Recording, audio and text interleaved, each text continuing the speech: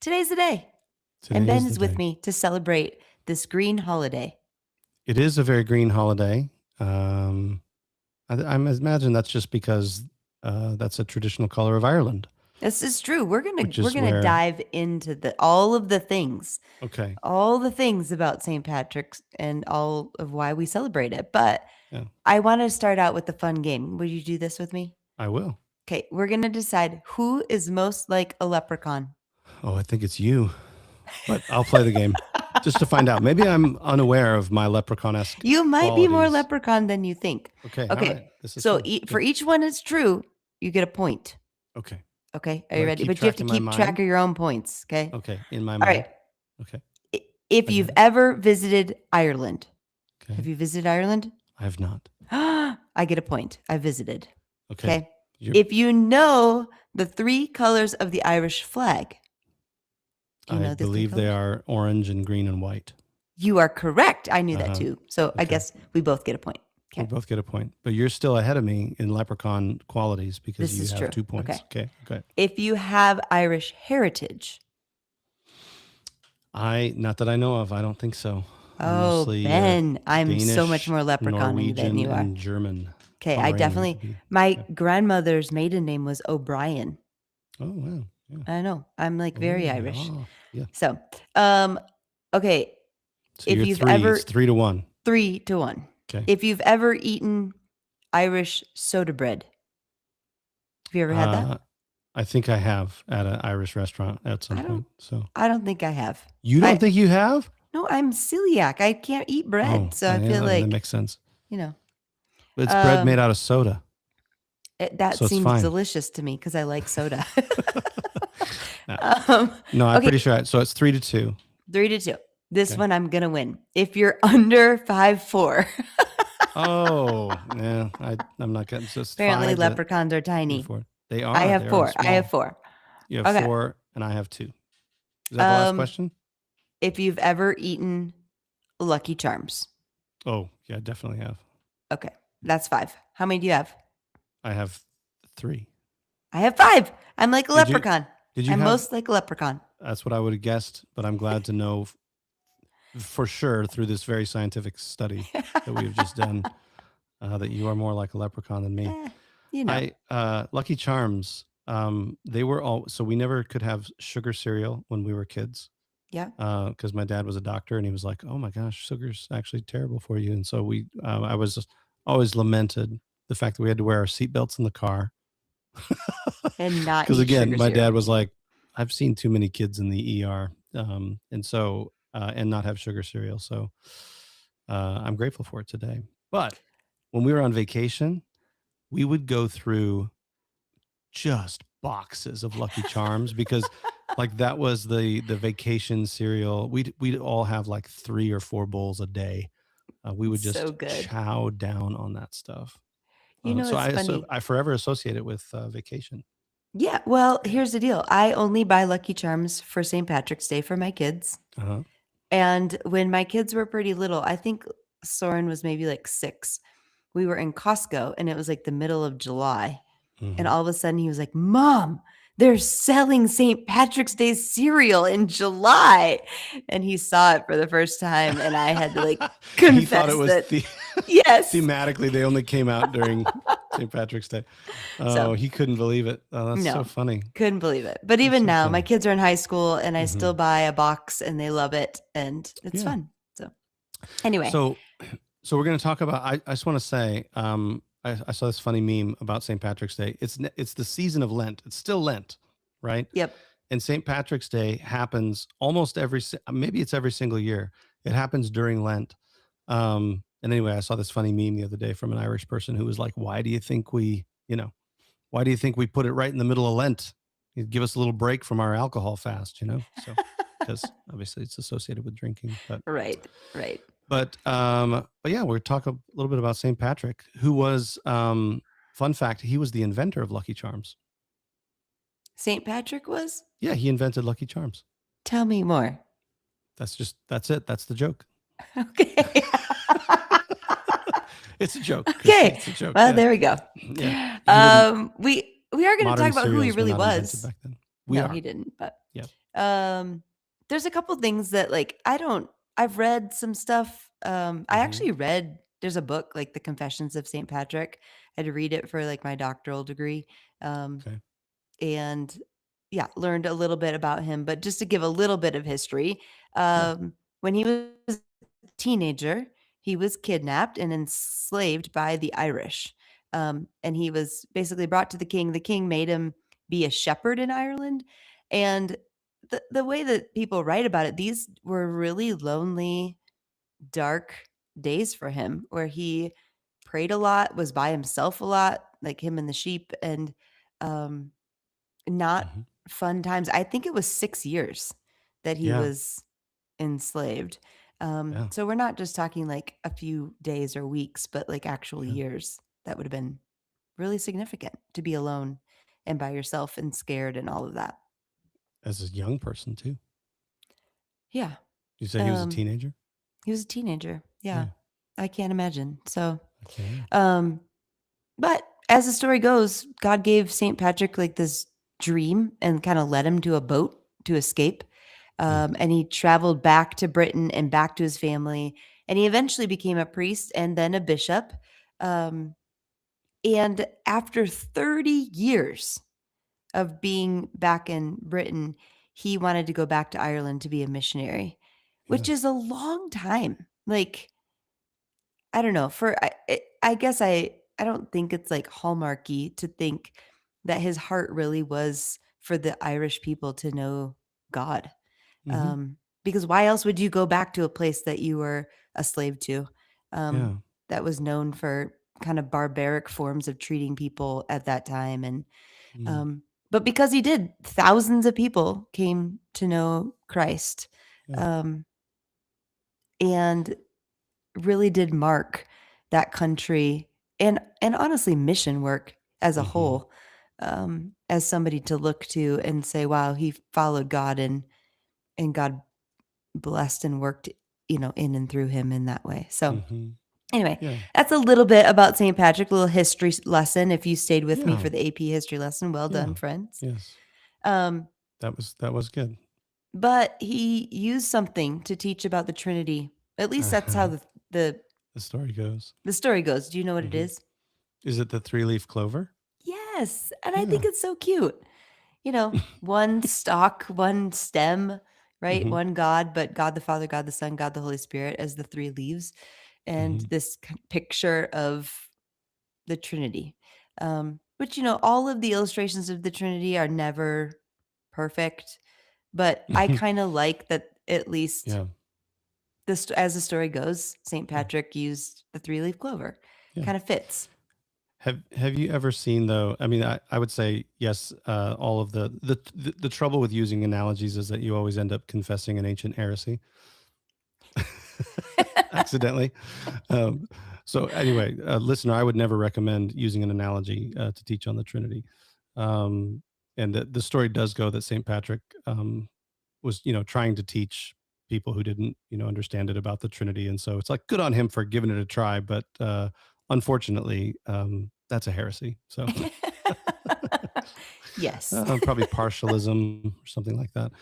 He Right. there's a funny video. I don't know if you guys, if you look up like St. Patrick's bad analogies on YouTube, there's a Okay. funny video that was made years ago. It's like a kind of badly drawn cartoon where Patrick is approaches two Irish peasants and he's trying to teach them about the Trinity, but the Irish peasants keep correcting him as if like they already know about the Trinity, and they're like, "Oh, that's a heresy." And so yeah, every time he tries to tell them about something, that's I always have in my head when somebody uses an analogy for the Trinity. I always have their little Irish voices in my head. They're like, "That's modalism, Patrick. Oh, Patrick, that's heresy." Anyway, That's look it good. up. Look it up. It's Okay. funny. It's funny. So That's good. anyway, Well, how are you celebrating St. Patrick's Day? I haven't thought a thing about it. I Okay, never but do. I see, feel like I know, but it's it's go ahead. you got to do it. You got to do something. I don't know. Yeah, Today's the day. So, today's the day. I do have one green T-shirt. okay. I could wear that. It's not Christmassy. No, it's got a, you remember that movie Monsters Inc? Oh, yeah. I went one Halloween. Deb got us costumes, and I went as, or maybe she went. No, I think I went as the monster with the big eye. There's like Oh, one yeah. big eye with arms and legs. So Yep. it's a green T-shirt that just has that big eye on it. Oh, there you go. What was his name? Mike was out. Mike Mike, Wazowski. That was it. you see, you're Mike good with these Wazowski. voices today, Ben. Wow. Okay, you can wear green. Some places have parades. Does Indy have a parade? I don't know. I haven't even I haven't looked it up. It's Okay.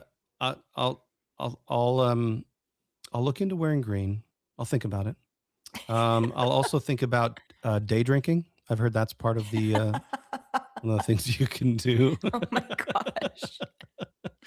For our minors, you can Um, have root beer. It's okay. yeah, yeah. Don't. Yeah, When I lived in Chicago, they dyed the river green. I think they still do that. Yeah, It's really cool and yeah, really dirty, but still yeah, really cool. yeah. I Well, feel that's like it's yeah. just something You fun. still And go if you're swimming in in there. Chicago, Yeah. definitely go see the river. Um, Mm-hmm. People Yeah. eat special foods like corned beef and hash or fish Mm-hmm. and chips, although fish and chips is more British, but maybe it's because he was, British. Yeah. I don't know. Um, Paul and I tend to like go on a date night and go. Do There's you? a place here in town that does gluten-free fish and chips, and it's delicious. And we go get it That's great. sometime around St. Patrick's Day. It's super Yeah, fun. because St. So, Patrick invented gluten-free fish and chip. Right? Is that right? No, yeah, right. just kidding. I know you need to stay away from Along that. with Stay away from that gluten. That's right. Yeah. But Lucky Charms are gluten-free, people. Oh, that's right. They are. Yeah. They're Yeah. made out of like everything but wheat, I Yep. guess. Probably corn or something. I don't Corn. know. Yeah, it's But usually corn. um Yeah. anyway, there's like all these different fun ways to celebrate. Yeah. Eat Skittles, do minute to win it games with rainbow Skittles if you're a parent. I don't know. Read a book about it, go to the library. I don't know. I'm like the queen of ideas, when Mm-hmm. it You comes to are. I celebrate. love these. Yeah. I'm listener. Feel free to write these down. So, although if you're listening to this on St. Patrick's Day, it might be a little late, but you can always change into something green There if we you're able go. to, or find an Mm, Irish restaurant tonight to that's go out right. to, something like that. Yeah. My mom growing up always gave us socks for holidays, Mm. and she gave me green socks. I'm not On St. exaggerating. I Patrick's bet Day. I have 4 pair of St. Patrick's Day socks, Mm-hmm. um, in in my closet because she just sends them to me every year, and it's like the way she celebrates. So, Yeah. I'll be wearing green socks. Wearing green So, socks. Love it. yep, it's Love it. good. Anyway, Yeah. um, on a serious note, like, there are some really beautiful prayers that St. Patrick wrote and is Mm-hmm. credited to him, um, Yeah. and there was, I think, depth to who he was, um, and how he trusted Christ, and so, I don't know, Yeah. if you don't have any more to say about St. Patrick's Day, I thought maybe we could end our little Yeah. time with just a little prayer that's kind of contributed to St. Patrick. Yeah. I mean, I think that's the only thing. It's related to maybe the only other thing that I would say about St. Patrick is there's a whole thread of Celtic spirituality. And again, I don't know how rooted this is in St. Patrick himself. But there's some books written. I should have looked up the names of them. I There's have some one books written called like just the Celtic Prayer. Celtic prayer. Yeah. Yeah. So there, I think the looking into like Celtic spirituality and Celtic Christianity is a good example of the kind of faith where, um, at least the legend of Patrick seems to cohere with a kind of proclamation of the gospel that doesn't seek to colonize and overturn the customs or the traditional ways that people have in a certain culture of connecting with the divine, of their hunger for communion with God and with Mm. the spiritual realm and that kind of thing. They have a way of, I think there's the Celtic way of, um that might be one of the books, is called The Celtic Way of Evangelism. Yeah, But yeah, that that is one. yeah, so that way of evangelizing, I think, holds a lot of promise for those of us who are trying to we're not letting go of the claims of the gospel that, Jesus is Lord. And we still see some value in inviting people into that, into the gospel.